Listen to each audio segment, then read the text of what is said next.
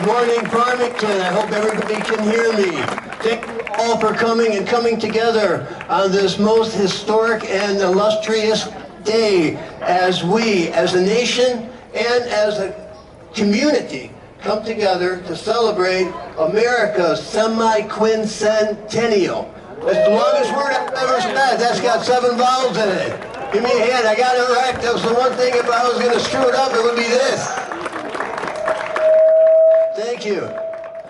So on this day, actually in 1776, it was future President John Adams that would envision that. Am I losing Alexander? Can you fix me up here? Let's cut down the squeal.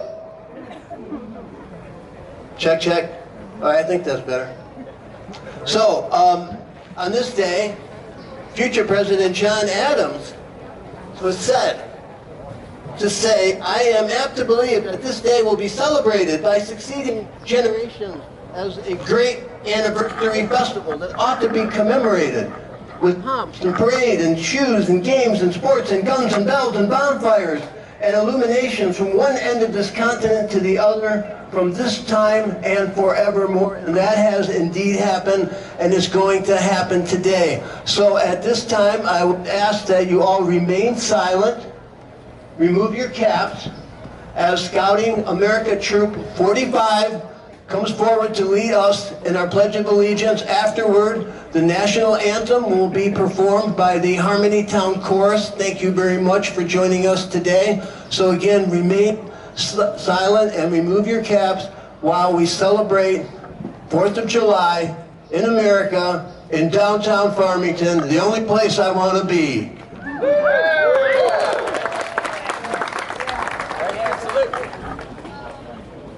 I pledge allegiance to the flag of the United States of America and to the republic for which it stands, one nation, under God, indivisible, with liberty and justice for all.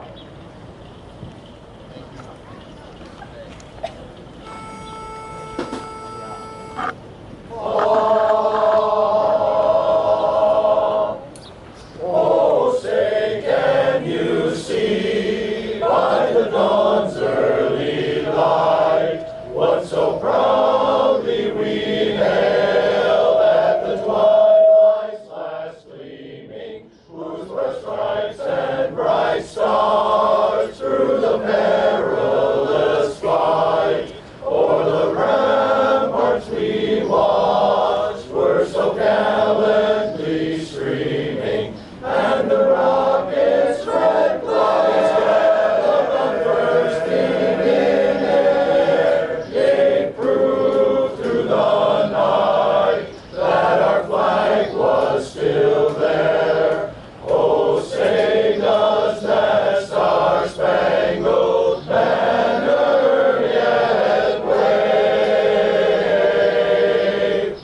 o'er the land of the free and the hope of the brave. Happy 4th of July, America. Now our short program will continue as we welcome Mayor Joe LaRussa, Farmer Kathy Fusilier, Councilman Woman Maria Taylor to read the Declaration of Independence. This is a very impactful, if not emotional document. Mayor, will you please come forward? Good morning, Farmington. If you love this farmer's market, make some noise. If you love America on America's birthday, make some noise. We are here doing something today in Farmington that was de rigueur. Every year on Independence Day, cities all over the nation would do exactly what we're doing today. And on the very first celebration of Independence Day on 1777, the Pennsylvania Evening Post called Independence Day a glorious and ever memorable day.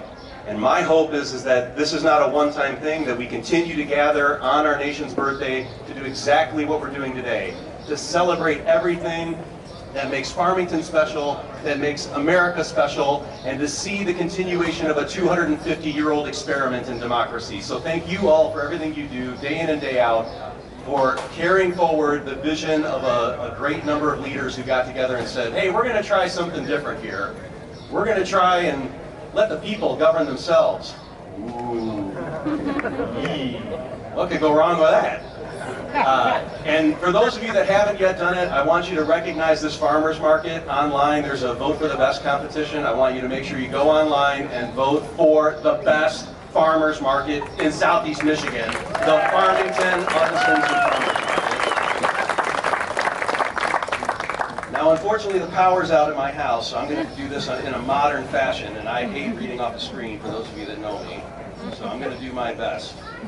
So without further ado, in Congress, July 4th, 1776, the unanimous declaration of the 13 United States of America, when in the course of human events it becomes necessary for one people to dissolve the political bands which have connected them with another, and to assume among the powers of the earth the separate and equal station to which the laws of nature and of nature's God entitle them, a decent respect to the opinions of mankind requires that they should declare the causes which impel them to separation.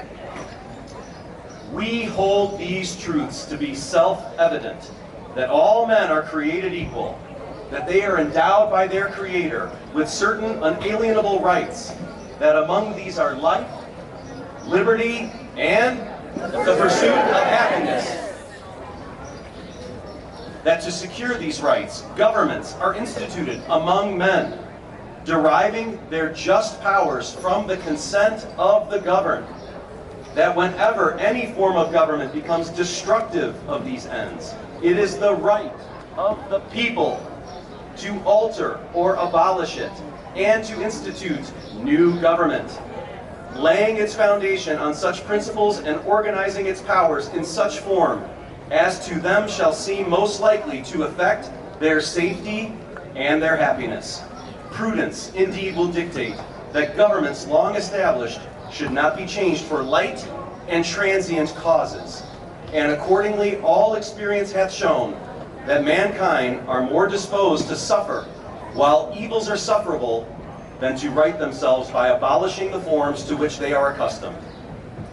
But when a long train of abuses and usurpations, pursuing invariably the same long train of abuses, evinces a design to reduce them under absolute despotism, it is their right, it is their duty to throw off such government and to provide new guards for the future security. Such has been the patient sufferance of these colonies, and such is now the necessity which constrains them to alter their former systems of government. The history of the present King of Great Britain is a history of repeated injuries and usurpations, all having in direct object the establishment of an absolute tyranny over these states. To prove this, let facts be submitted to a candid world.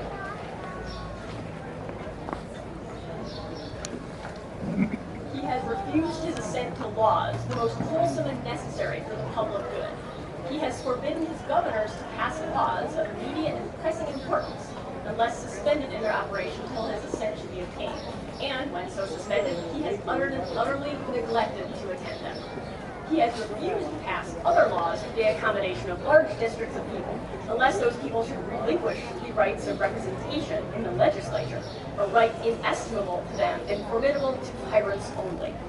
He has called together legislative bodies at places unusual, uncomfortable, and distant from the depository of their public records, for the sole purpose of fatiguing them into compliance with his measures. He has dissolved representative houses repeatedly, for opposing with manly firmness his invasions on the rights of the people. He has refused, for a long time after such dissolutions, to cause others to be elected, whereby the legislative powers, incapable of annihilation, have returned to the people at large for their exercise, the state remaining in the meantime exposed to all the dangers of invasion from without and convulsions within.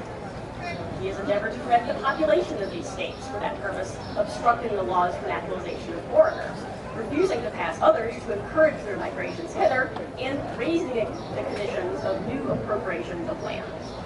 He has obstructed the administration of justice by refusing his assent to laws for establishing judiciary powers. He has made judges dependent on his will alone for the tenure of their offices and the amount and payment of their salaries. He has erected a multitude of new offices and sent hither swarms of officers to harass our people and eat out their subsistence. He has kept among us in times of peace standing armies without the consent of our legislatures. He has affected to render the military independent of and superior to the civil power. He has combined with others to subject us to a jurisdiction foreign to our Constitution and unacknowledged by our laws, giving his assent to their acts of pretended legislation. For ordering large bodies of armored troops among us, for protecting them by a mock trial from punishment for any murders for which they should commit on the inhabitants of the state, for cutting off our trade with all parts of the world, for imposing taxes on us without our consent, for depriving us in many cases of the benefits of trial by jury, for transporting us beyond seas to be tried for pretended offenses, for abolishing the free system of English laws in a neighboring province, establishing therein an arbitrary government and enlarging its boundaries so as to render it at once an example and fit instrument for introducing the same absolute rule into these colonies, for taking away our charters, abolishing our most valuable laws, and altering fundamentally the forms of our governments, for suspending our own legislators and declaring themselves invested with powers to legislate for us in all cases whatsoever.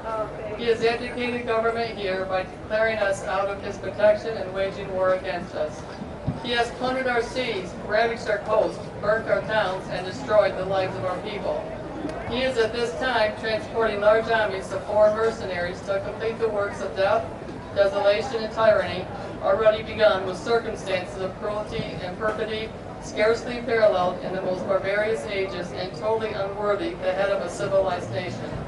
He has constrained our fellow citizens taken captive on the high seas to bear arms against our country, to become the executioners of their friends and brethren, or to fall themselves by their hands. He has excited domestic insurrections among us, and has endeavored to bring on the inhabitants of our frontiers, the merciless Indian savages who know rule of warfare is an undistinguished destruction of all ages, sexes, and conditions. In every stage of these oppressions, we have petitioned for redress humbly, but our repeated petitions have only been answered by repeated injury. A prince whose character is marked by every act which may so define a tyrant is unfit to be the ruler of the free people, our people. Nor have we been wanting in attentions to our British brethren. We have warned them from time to time, again and again, of attempts by their legislature to extend an unwarranted jurisdiction upon us. We've reminded them of the circumstances of our immigration and settlement here in this country. We have appealed to their sense of justice and magnanimity, and we've conjured them by the ties of our common kindred to disavow their usurpations, which would inevitably interrupt our connections and our correspondence together. They too have been deaf to the voice of justice and consanguinity. We must therefore acquiesce in the necessity which denounces a separation and hold them, as we hold the rest of mankind, enemies in war, in peace as friends. We therefore, the representatives of the United States of America and General Congress assembled here, appealing to the Supreme Judge of the world for the rectitude of our intention, do so in the name and by the authority of the good people of these colonies, to solemnly publish and declare that these united colonies are and of right ought to be free and independent states, that they will be absolved from all allegiance to the British Crown and Empire, and that all political connection between them and the state of Great Britain is and ought to be totally dissolved, and that as free and independent states we will have the power to levy war, conclude to peace, contract alliances, establish commerce, and do all other things and which independent states may of a right do. And for the support of this declaration, with the firm reliance on the protection of divine providence, we mutually pledge to each other our own lives, our fortunes, and our sacred honor. This declaration, 250 years ago, went out to the American public on street corners, town squares, and yes, even as farmers markets. How proud would our founders be today, 250 years later, as we come together as a nation, as a country, as a community here in downtown Farmington. Happy birthday, America. Let's do what we do best and open this farmers market. Will someone please come forward and ring the market bell? Ashok, will you do that honor for us, please?